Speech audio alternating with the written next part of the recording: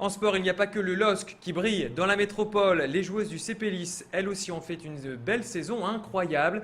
Les pongistes ont décroché leur tout premier sacre national. Même si les dés étaient déjà jetés, les Lissoises ont été sacrées championnes de Pro A le 31 mai dernier face à Marmande, en s'imposant une nouvelle fois avec style 4 matchs à 2 devant près de 700 spectateurs. Et en Coupe d'Europe ETTU, parcours également inédit avec une élimination en demi-finale. Pour revenir sur cette saison incroyable, je vous le disais, nous recevons ce midi le président du CPLIS, Christian Brifeuil. Bonjour. Bonjour. Merci beaucoup d'avoir accepté notre invitation. Alors déjà, félicitations pour cette incroyable saison. J'imagine aujourd'hui que vous êtes un président heureux. Oui, c'est vrai, c'est l'aboutissement d'une saison très, très florissante pour le club, hein. On avait prévu en début d'année un nouvel effectif avec le recrutement de 2 nouvelles joueuses, une chinoise et une franco-chinoise championne de France. Bon, je pense que les choix ont été bien faits puisqu'elles nous ont permis de mener le championnat depuis le début et jusqu'à la fin. Une défaite à Grand-Quevilly. Bon, c'était une anecdote parce qu'on a voulu faire jouer Natalia, on avait une blessée, donc on n'a pas fini invaincu. C'était pas le but. Le but, c'était le podium et on a le titre, donc c'est quelque chose d'exceptionnel pour le club. Et puis pour le tennis de table du Nord-Pas-de-Calais, hein, donc c'est la première fois. Vous aviez imaginé un tel scénario en début d'année ?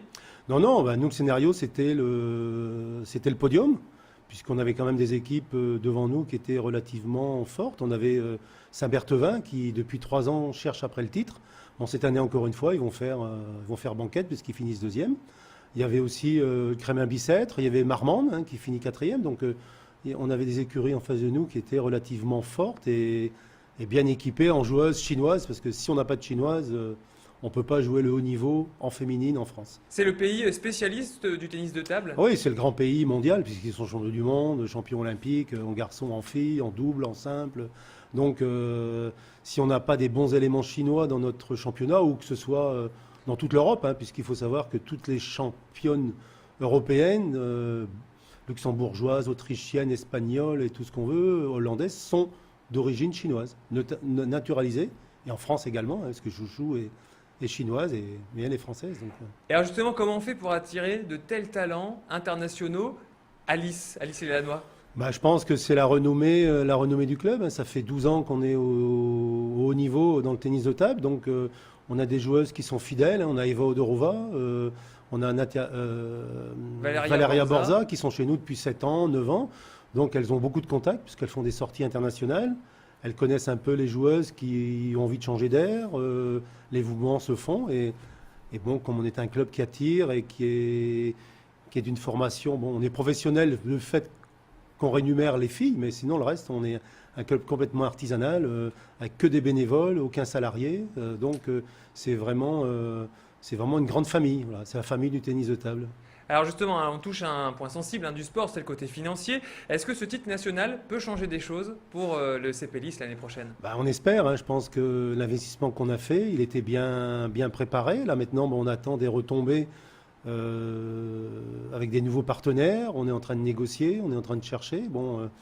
C'est pas le foot. Nous, on est qualifiés pour la Champions League, qu'on ne fera pas parce qu'on ne touche pas comme le LOSC 20 millions d'euros.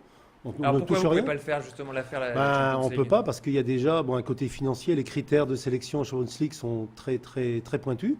Et d'autre part, sportivement, Champions League, ça veut dire 6 matchs entre septembre et novembre, plus le championnat de Pro A. Donc si on n'a pas une 5e joueuse de très haut niveau, on peut rien faire. Donc on va se contenter de l'ETTU comme la saison dernière. Et pour la Champions League, on essaiera... peut-être encore l'année d'après. 2012-2013, voilà. Bon, on est déjà 1 an d'avance sur le titre. On ne veut pas brûler les étapes. Il faut pérenniser.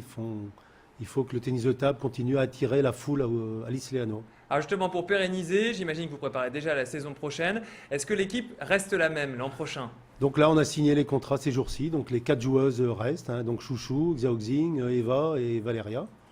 On a arrêté le contrat de Natalia Voiculescu qui avait envie de faire un peu plus de prestations au haut niveau. Donc elle a signé à Saint-Quentin, où là elle fera partie de l'équipe Pro A de Saint-Quentin.